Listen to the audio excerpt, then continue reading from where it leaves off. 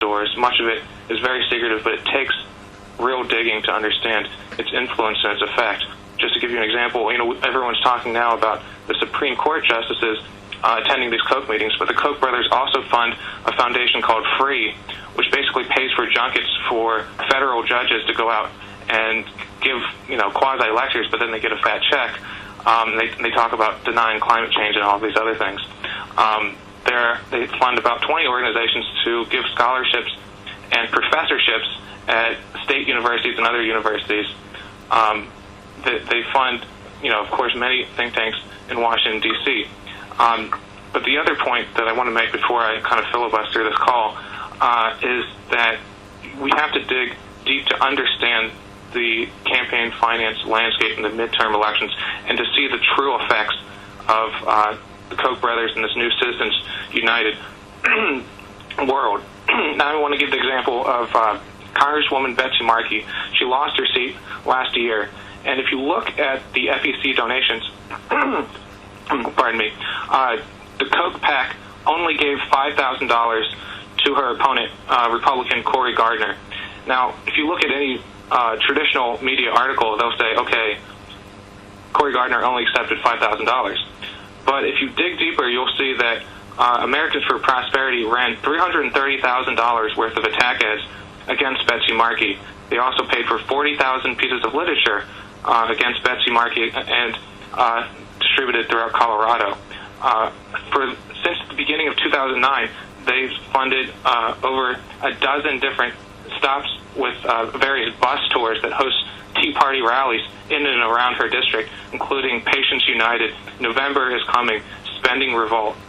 They also gave over $300,000 to a think tank in Denver called the Independence Institute, which, unlike most things that you associate with being a think tank, they actually organized tea parties in her district to denounce her and went on in the media to claim that every policy she supported was job-killing and destroying the country, etc.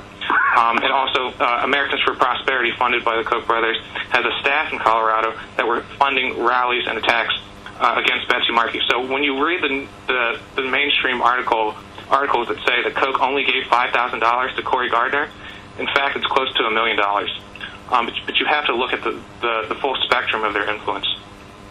Thank you. Thanks, Lee. Our final speaker before we get to questions, Deanne. Yes, hi. My name's Deanne McEwen. I'm the current sitting president of the California Nurses Association, and personally my career has spanned over 36 years as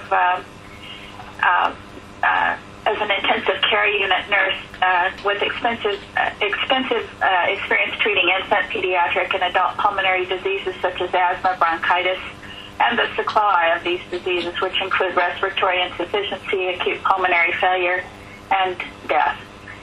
First of all, let's be clear. A key thread in the secret political history of the Kochs has been their long-term opposition to Social Security and Medicare.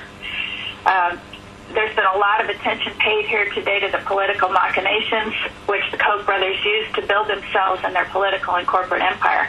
And as a nurse and not a historian, I find this work fascinating and would like to thank all my fellow presenters. But I'm here to connect the dots and this background information to the actual impacts on the lives of untold everyday Americans around the country. And because we're not talking about theory and we're not talking about politics, we're actually talking about life and my patients' lives, and nothing could be more important to us. In this era of global warming, talk about preservation and conservation, it's time we begin to conserve and restore the planet's most valuable resource of all, the health of our people. And let me zero in even more specifically, and I wanted to talk about the importance of Social Security and Medicare to American life and the opposition to these programs as personified by the Koch brothers. A key thread, you can draw a direct line from those who criticized Franklin Roosevelt for the creation of Social Security. The opponents scream socialism, and the critics today trying to undermine Social Security, they're screaming socialism. Not all of us are lucky enough to be born as oil company heirs and heiresses. Social Security is protecting tens of millions of Americans from abject poverty and providing dignity and security for seniors, people on disability, and others. It's possibly the most successful reform in American history, and it's certainly the most popular program in America today. Of course, the Kochs never needed this. nurse, I know that Social Security is a public health program. When the elderly and the poverty-stricken don't have the money to eat or to keep themselves clothed and sheltered, that means a life defined by misery and sickness. Please remember that for a third of Social Security recipients, Social Security accounts for 90% of their retirement income. 90%. More than half of those on Social Security rely on it for more than half of their income. This is opposed to everything. The Kochs are opposed to everything about how nurses think and our values of caring, compassion, and community. Social Security represents those values. And I just wanted to knock, hopefully, for one final time, the myth perpetuated by many of the fundees of the Koch oil conglomerate. Social Security is not going broke. It is funded through payroll deductions, not the federal budget, and it has a surplus expected to rise $4.3 trillion by the next decade. And as for Medicare, it's the heart of the American medical system, and it's the part of the system that works best. It has the lowest overhead at only 3%, and it cares for many of the most vulnerable patients. Nearly 100 million Americans are cared for by Medicare, Medicaid, and other children's health insurance programs. Nearly 1 in 3 of us, almost all of our elders, and the poorest among us. There are simply no replacements available for these programs. Social Security and Medicare define the compassion and the caring and the community that are our nurses' values, and I believe they're our American values. If the Koch brothers' attacks on these programs continue, and we believe they're simply heartless and cruel, if they're successful, it's a recipe for pain and heartbreak and death. It will be the end of the American middle class and the end of the American dream for all of us. Thank you. Thanks, Deanne, and thanks to all of our speakers. Before we go to questions, let me just remind everybody at 11 o'clock California time in Palm Springs, we will be holding a panel discussion with all of the speakers that you've just heard. Please invite your colleagues to come. It's open to all of you, and we want to make sure that you understand it's fully transparent and open, unlike the Koch brothers event. Operator, we're now ready to go to questions. At this time, if you would like to ask an audio question, please press star, then the number 1 on your telephone keypad. We'll pause for just a moment to compile the Q&A roster.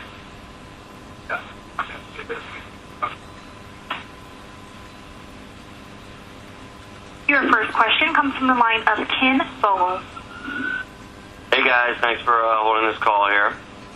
I am wondering how all your talk about transparency, both of your meeting, your organizations, as compared to the Koch meeting and the Koch funding of various nonprofits jives with Common Cause, for instance, as well as the Center for American Progress is not revealing their donors. This is Bob Hager. We are revealing our donors. If you contact us, you can have access to that. We have strict policies of sharing that information. You just need to contact us. Be in touch with Mary Boyle. You can. I mean, it's not your 990, right? We filed our 990 as provided by the law. That's fully public, and our donors are available to you as a person in the media. Great. And CAF? What's that? CAF? We don't speak for Center for American Progress. Okay, there are people who are on the line from the Center for American Progress, so if they could address the same question, I'd appreciate it. They don't speak for CAF either. They speak as persons who are part of the CAF operation, but not the management. I see. Thanks. I'll make the point that we're not a campaign organization like Americans for Prosperity or anything else. We don't run ads like these groups do. We don't make these campaign expenditures, so we're fundamentally different than they are. We're not like the Independence Institute organizing tea parties for a very partisan sense either. And I should note that Politico doesn't reveal all of its advertisers and all the money it receives from corporations and its other people who buy ads on Politico. Right. Good point. We're not attacking you or them for not revealing their donors. A and B, we're a private company, so that's kind of a. Well, we believe just like you're a private company and we're an NGO, there are different rules involved, but particularly when you're talking about voters of the United States and citizens of the United States having full access and full transparency in terms of the political process. We've had a long history where that has been open and transparent. And up until the Citizens United case, we had controls. The Federal Election Commission did monitor those controls, maybe badly, but they did it. But again, if you want to know about our donors, let us know. But respect the fact that what we're zeroing in on is the political effort, political campaigning, and the kind of money. I think Lee said it best when he gave the illustration of the Congress person who only took $5,000, and yet almost $1 million was spent against her opponent. That's the kind of concern that we have. We want to make sure that there is some transparency there, and that voters know that they're being manipulated by people like Charles and David Koch. Next question, please. Your next question comes from the line of Sean Higgins. Yes, I guess this question is for Mr. Jones. Regarding the polling data he cited and his argument that a 20-point shift had been purchased, the one thing he didn't mention was the leak of the East Anglia emails and related documents. You don't think that had any impact on public sentiment or opinion regarding this subject? Well, it certainly did, but I think what's interesting about that is that then when subsequently it turned out that it was mostly trumped up, and that the multiple investigations proved that none of that those isolated emails discredited anything about the overall science. There was no comparable media operation to push the vindication of those scientists. So you had an illegal hacking attempt. I seem to recall a lot of things from the Center for American Progress on making that point. Well, but that's exactly. Thank you very much. You're making exactly our point. Here you have an illegal hacking operation that illegally obtained information, cherry-picked it, trumped it up, and had a massive media push behind it to shove that into the public consciousness. And then when the facts were fully revealed, that this was basically much ado about nothing, certainly great and good organizations tried to get that heard. But, again, you're in a tug of war, the Lilliputian against King Kong when it comes to the amount of money they can spend to hype and exaggerate their claims. And this is, you pointed exactly the kind of concerns that we have at this point, that the public is now unable to have a reasoned discussion about any topic that threatens the interest of these two individuals. They will spend $1 million to unelect you if you're a public official and hide it. They will spend, be a part of, what some people estimate, hundreds, multiple, as much as $100 million effort overall to hype a single set of wayward emails. I mean, this is the kind of thing that makes it impossible for democracy to function when the public cannot have a fair conversation about any topic that threatens their interests. Thank you for your question. Next question. Your next question comes from the line of Shannon Travis.